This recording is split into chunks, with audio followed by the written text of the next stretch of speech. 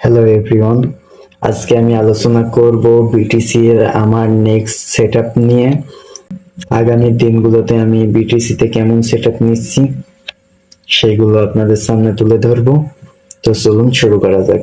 সর্বপ্রথম আমি চলে আসি 4 আওয়ার টাইম ফ্রেমে। তো আমি দেখতে পাচ্ছি market lower lower high create করে মার্কেট ডাউন ট্রেন্ডে মুভ করছে।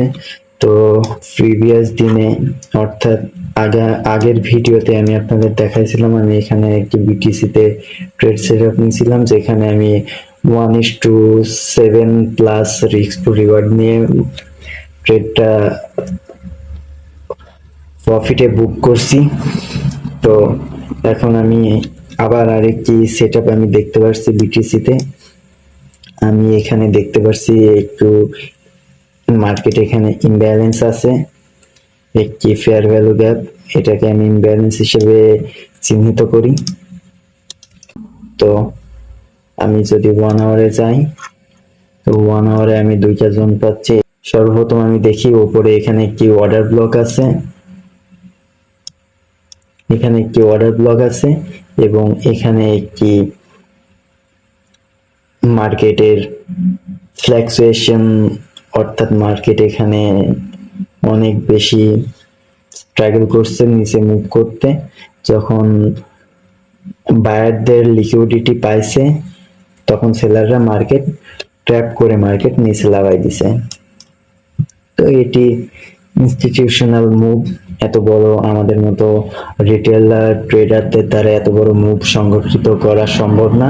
তো এখানে বোঝাই যাচ্ছে এখানে ইনস্টিটিউশনাল। তো আমি আমার ভিডিওতে ফিরে আসি। তো এখানে আমি একটি পয়েন্ট অফ ইন্টারেস্ট পাচ্ছি এবং এখানে আমার সেকেন্ড পয়েন্ট অফ ইন্টারেস্ট আছে। এই দুই জায়গা থেকে আমি সেল পজিশন নেওয়ার চেষ্টা করব, কিন্তু উইথ কনফার্মেশন ছাড়া আমি কোনো এন্ট্রি নিব না। আমি যদি দেখি মার্কেট এখানে উপরে মুভ করছে এবং আমার পিওয়াই ট্যাপ করছে এবং লোয়ার টাইম ফ্রেমে চেঞ্জ অফ ক্যারেক্টার ঘটাইছে, দেন আমি এন্ট্রি নিব, আদারওয়াইজ আমি কোনো এন্ট্রি নিব না। সেম এখানে যদি আমার এসএলটাকে হিট করে উপরে চলে যায়, তো এটিকে আমি একটি ট্র্যাপ হিসেবে ধরে নিব এবং আবার কনফার্মেশনের ওয়েট করব। যখন লোয়ার টাইম ফ্রেমে আমি কনফার্মেশন পাবো, দেন আমি এগেন এন্ট্রি নিব। এই হলো আমার বিটিসিতে ট্রেড প্ল্যান। তো সবসময় মার্কেটের কনটেক্সট এবং মার্কেট মুভমেন্ট এবং মার্কেটের সেন্টিমেন্টগুলোকে বোঝার চেষ্টা করে মার্কেটে যদি আমরা ট্রেড এক্সিকিউট করি, তো আশা করি সুফল আসা সম্ভব। তো এই ছিল আমার বিটিসিতে ট্রেড সেটআপ এবং আমি এবার আসি ইউরো ইউএসডিতে।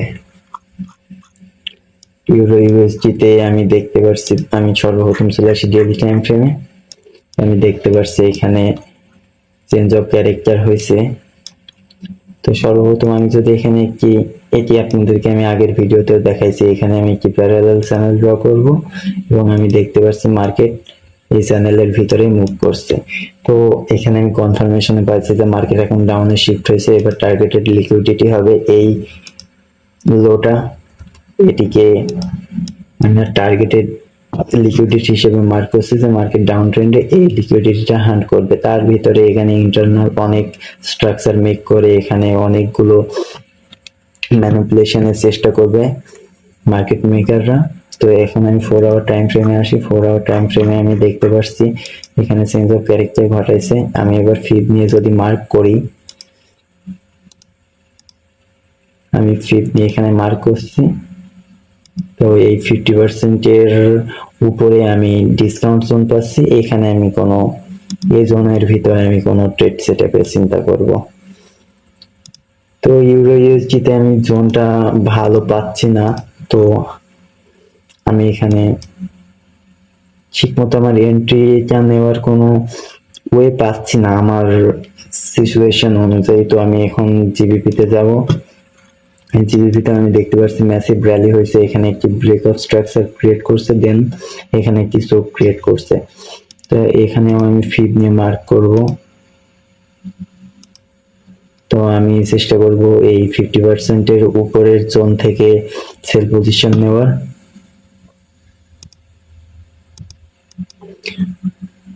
এখানে আমার একটি ইমব্যালেন্স আছে, এখানে ফেয়ার ভ্যালু গ্যাপ আছে এবং এখানেও ফেয়ার ভ্যালু গ্যাপ আছে এবং এইখানে একটি পয়েন্ট অফ কন্ট্রোল আছে, পোক যাকে বলে। এটি ভলিউম প্রোফাইলে যারা ভলিউমে ট্রেড করে, তো ফরেক্স ট্রেডারদের জন্য এটি অর্ডার ফ্লো এগুলো খুব একটা ইম্পর্টেন্ট না। আমি দেখতে পাচ্ছি এখানে পয়েন্ট অফ কন্ট্রোল আছে এবং এখানে ইমব্যালেন্স আছে এবং ইকুয়াল হাই আছে। ইকুয়াল হাই মানে সমান হাই। এখানে একটি টার্গেটেড লিকুইডিটি জোন হতে পারে যে ফিউচারে মার্কেটে এই লিকুইডিটি টার্গেট করবে। তো এটিকে আমি সরিয়ে দিই। তো এখন আমার ট্রেডিং জোন হলো এই হাই থেকে এই লো পর্যন্ত।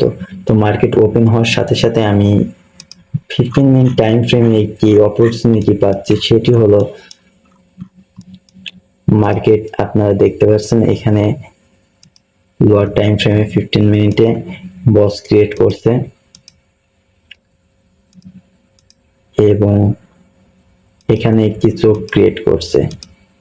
তো বেশিরভাগ ট্রেডাররাই এখানে লং এন্ট্রি নিছে, যারা যারা এখানে লং করতো এখানে তারা লং এন্ট্রি নিয়েছে, এইখানে এসএল দিছে এবং এই পর্যন্ত এবং এর থেকে উপরে তারা টার্গেট করছে, কিন্তু মার্কেটের লিকুইডিটি খাইছে। দেন এখানে এগেন বস ক্রিয়েট করছে। তো এটিকে আমি স্মার্ট মানি ট্র্যাপ বা ইনডিউসমেন্ট হিসেবে ধরতে পারি। এখানে আমি লিখি SMT, smart money trap. Smart money trap বলে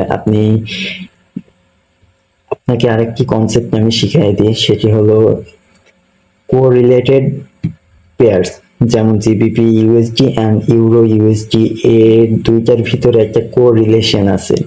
যেমন এইখানে এটিও ব্রেকআপ স্ট্রাকচার করছে, অর্থাৎ চোখ ক্রিয়েট করছে, এখানেও চোখ ক্রিয়েট করছে, কিন্তু আপনারা দেখতে পাচ্ছেন এই জিবিপিতে এই নিচের লোটাকে ব্রেক করছে, কিন্তু ইউরো ইউএসডিতে এই লোটাকে ব্রেক করেনি, জাস্ট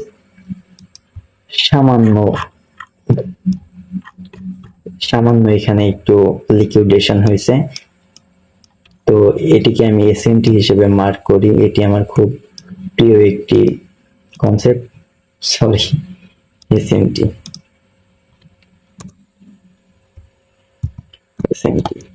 স্মার্ট মানি ট্র্যাপ। তো এখন আমি অপরচুনিটি খুঁজবো। মার্কেট ওপেন হওয়ার সাথে সাথে যদি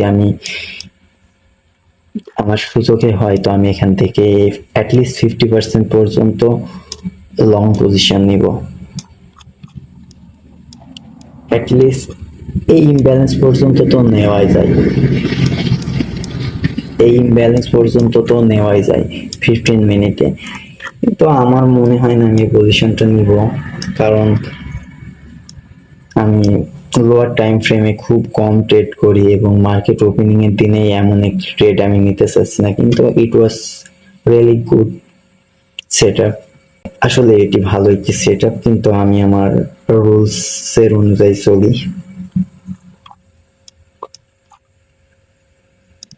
তো ফিউচারে আমি এখান থেকে শর্ট করব যখন মার্কেট উপরে রিট্রেস করবে এবং লোয়ার টাইম ফ্রেমে আমাকে কনফার্মেশন দেবে, দেন আমি এখান থেকে শর্ট পজিশন নেওয়ার চেষ্টা করব।